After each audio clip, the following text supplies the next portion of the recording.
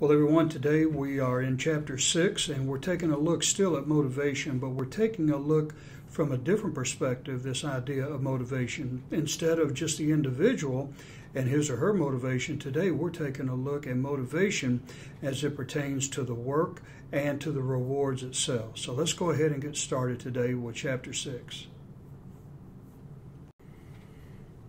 Okay, this week we're going to be in Chapter 6, which is motivating behavior with work and rewards.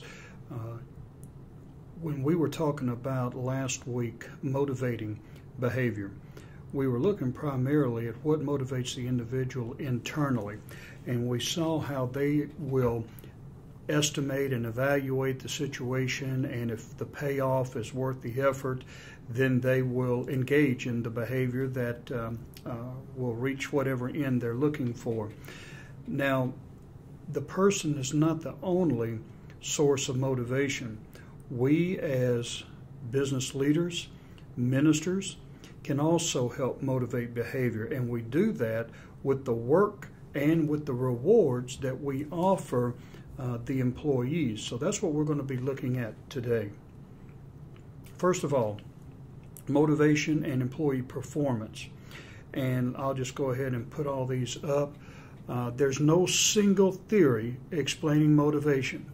That's a big principle that you need to understand. You will be exposed to and have been exposed to several theories of motivation, but they are really finite in their scope.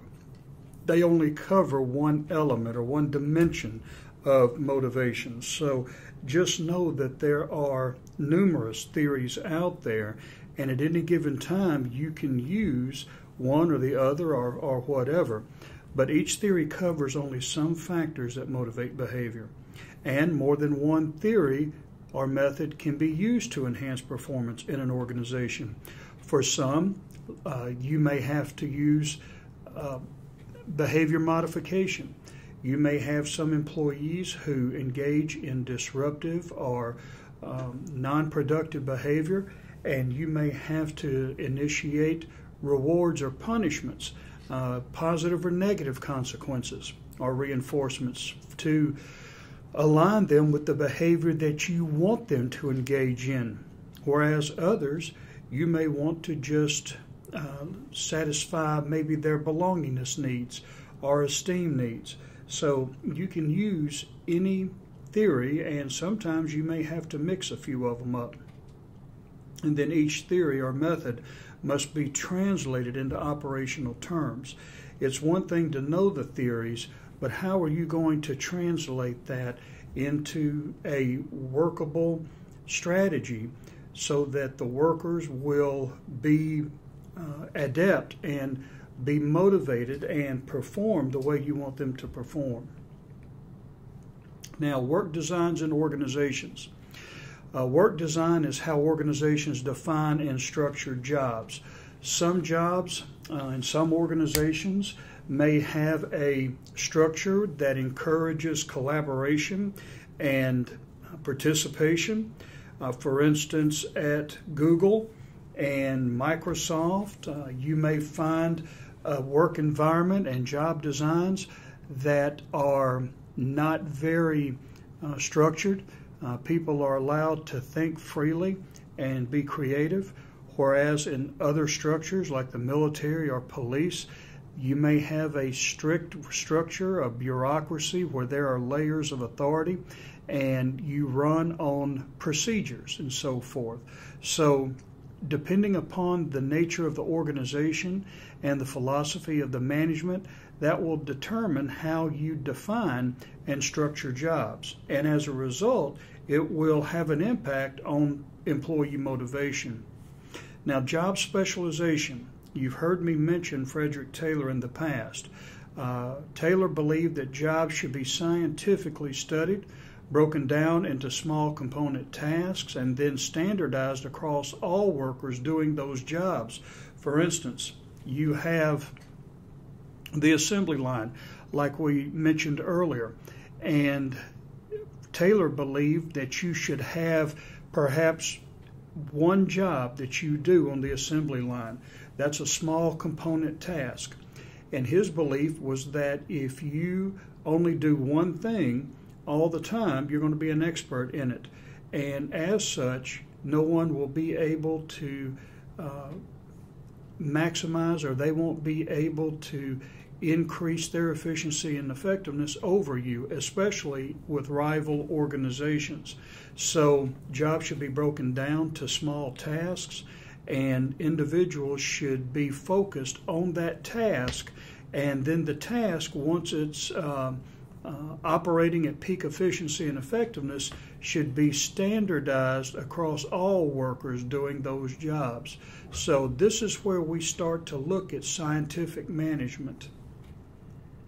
Now, it follows Adam Smith's concept for the division of labor, and Smith was the one who wrote The Wealth of Nations. He was an economist, he was an engineer, I believe, and he believed that labor should be divided out by function. And then jobs designed for efficiency can become boring and monotonous, resulting in job dissatisfaction. And that's what they saw. Again, when Taylor went to Ford Motor Company, he incorporated those principles of doing one thing all the time. And people were becoming bored. They were leaving the company. And even though they were paid hefty salaries, it wasn't enough to keep them, because they just had such a high degree of dissatisfaction that Ford couldn't keep them. So after that, we came to realize that we need to switch things up a little bit.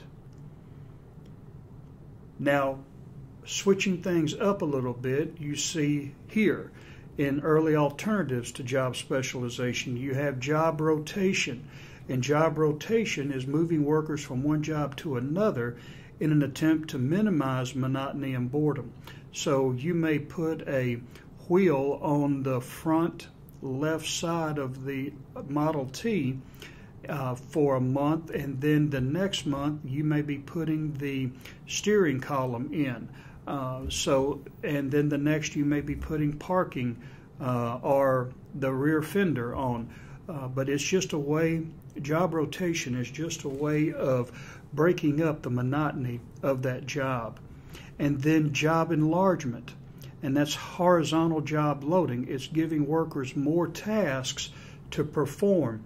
In other words, we're going to increase the scope of your work.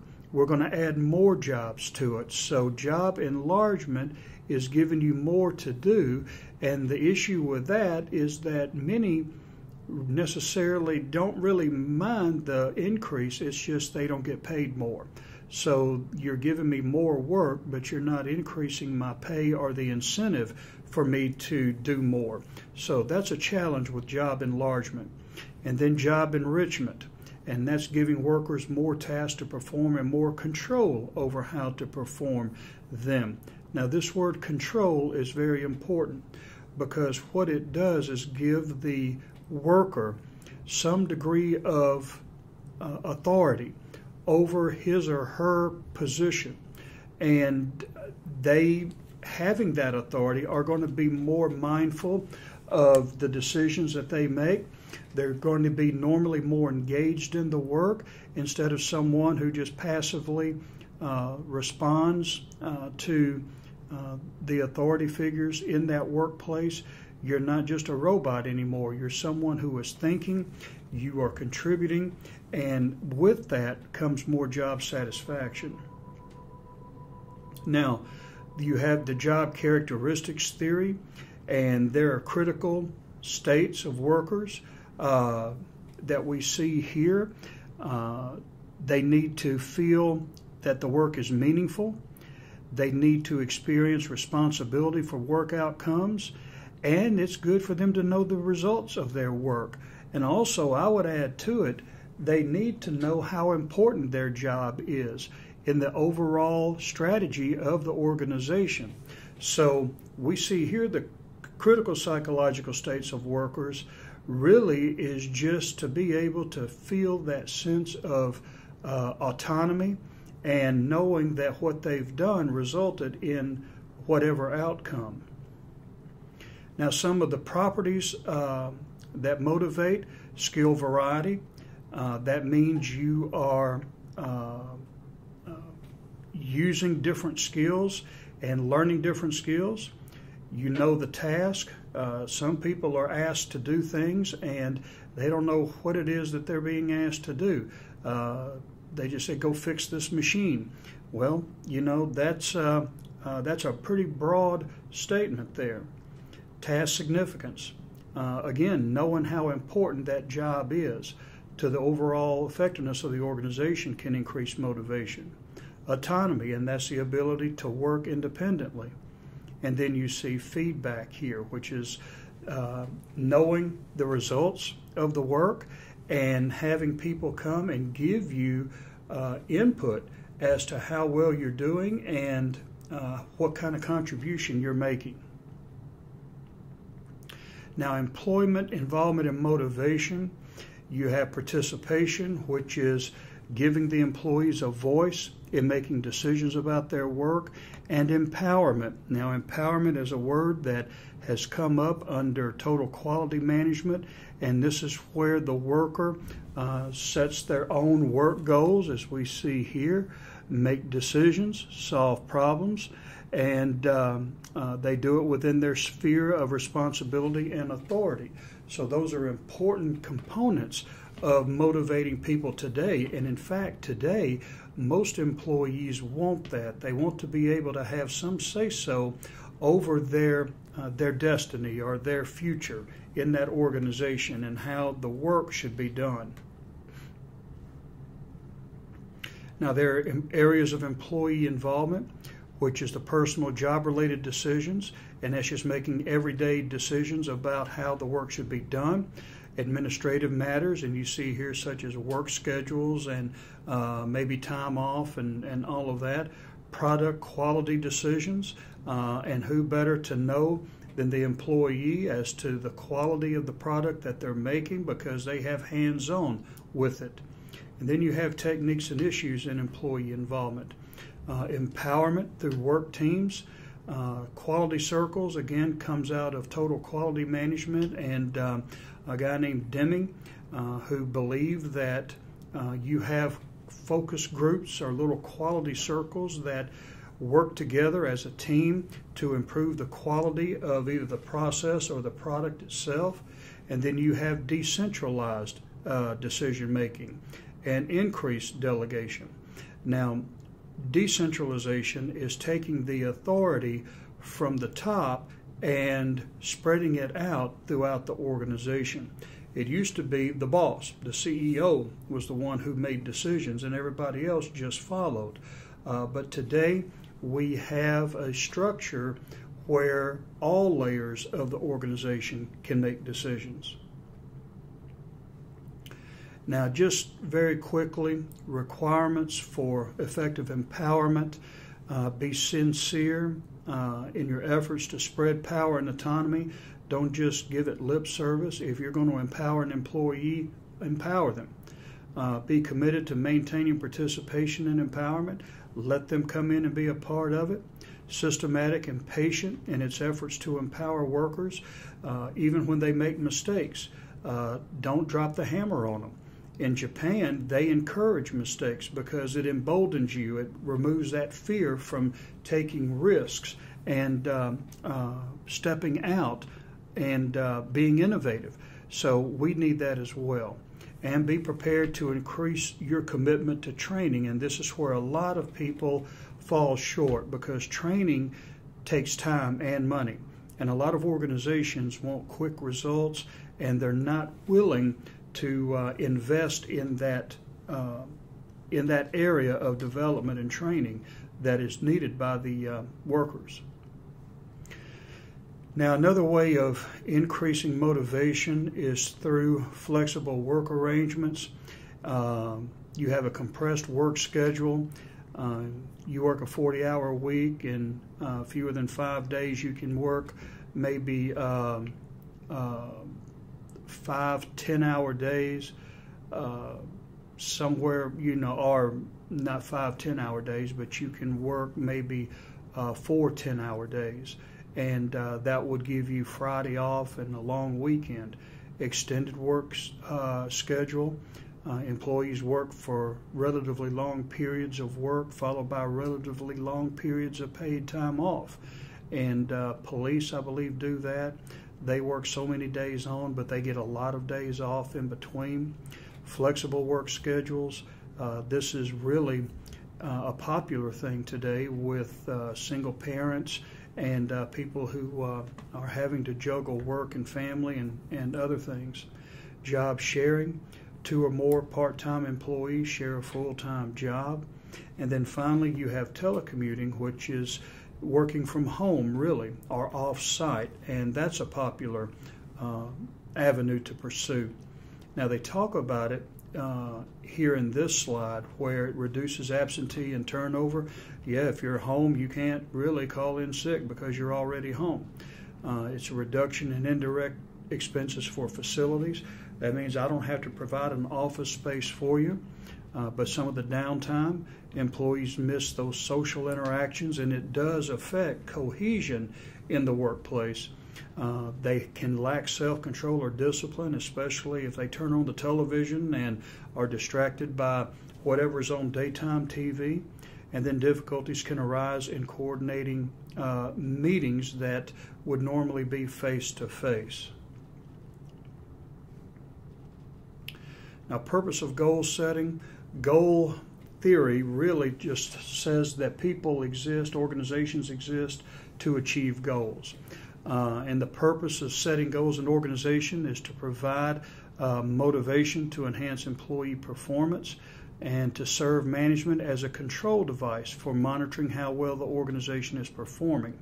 And then a goal is a desirable objective. So organizations exist, according to goal theory, to create and to achieve goals.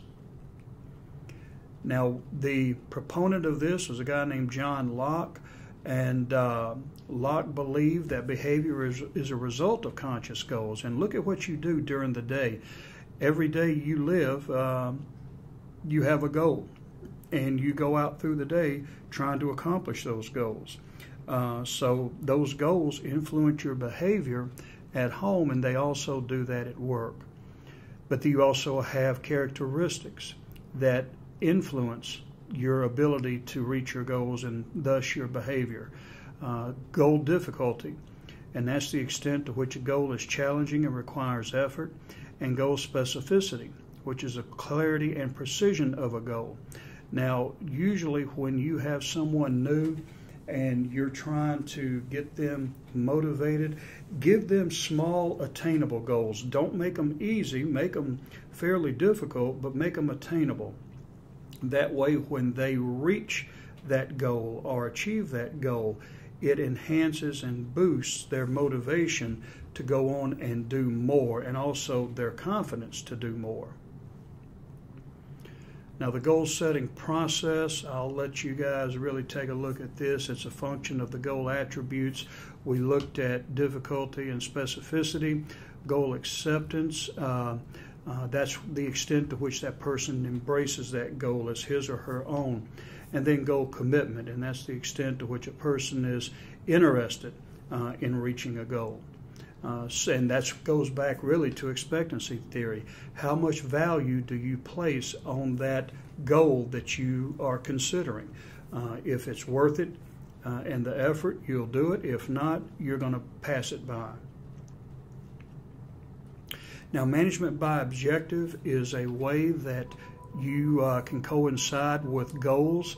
It's a goal-setting process, and really management by objective says that from here until the completion of the goal, we're going to have objectives that we want you to meet, maybe milestones and so forth, and we're not going to care about how many hours you put in or this, that, and the other. We're going to give you a goal, and you're going to be evaluated on whether or not you met that goal. So management by objective is taking away the timesheet and really just giving you goals to achieve, and you get the ability to be able to determine how that goal is reached, and you collaborate with management and so forth, and they're going to come back periodically and check, but throughout the whole thing, you're going to be judged and critiqued based on whether or not you met that goal or objective. Well, here you see the steps of an MBO model. The managers establish the goals for the firm. Managers and employees collaborate to look at all the subsidiary goals that need to come in place to establish the overall goal.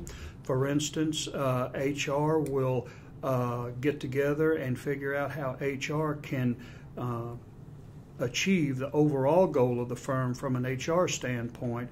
Engineering will do the same, and so forth.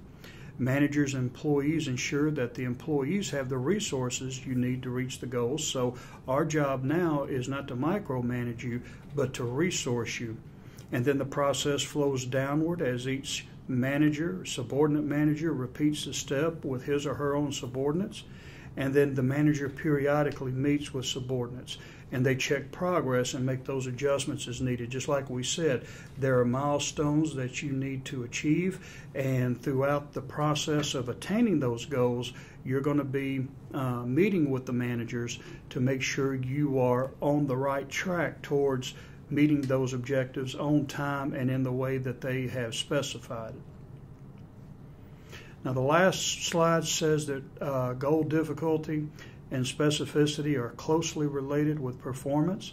The job can be difficult, but if you specify exactly what is expected, you run the or you have the ability to be able to make sure that performance is going to be up to par. Goal theory may focus too much on short-run considerations.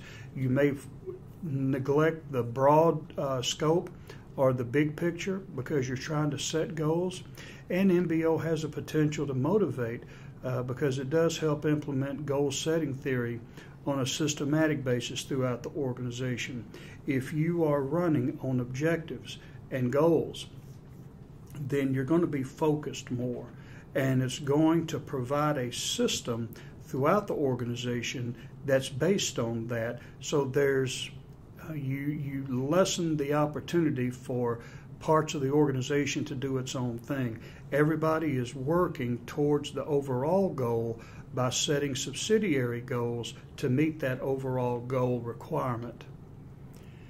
And MBO has a tendency to overemphasize quantitative goals to enhance verifiability. So you can get bogged down in achievements and numbers and really take a look at that over the quality or the motivation of people and morale of people and the behavioral aspects of people. Well, today we saw some of the ways that we as leaders can influence motivation. We looked at work design and we saw how there are different strategies such as specialization, rotation, enlargement, and enrichment that can increase motivation. And we also took another look at some of the dynamics that involve expectancy theory. And so today we got just a introduction to how we can create a work environment conducive to motivation, and then tomorrow we'll finish it up. So we'll see you then.